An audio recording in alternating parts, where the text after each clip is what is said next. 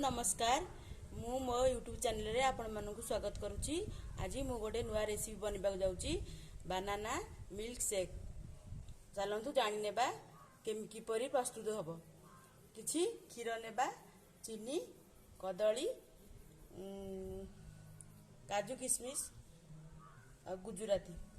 देखो मु कदली सबू चोपा छड़ेकी रखी देइछि। एहीपरि सबू काटी देबा, काटिकी ग्राइंडर रे जार रे पकाइबा। चीनी पकाइबा, क्षीर देबा। एहागु आमे भल भाबरे ग्राइंडिंग कर देबा। देखंतु हमर बैटर रेडी हो जाइछि। आमे एहागु गोटे ग्लास को ढाली देबा। देखंतु एथिरे आमे किछि गुजराती गुंड पकाइबा।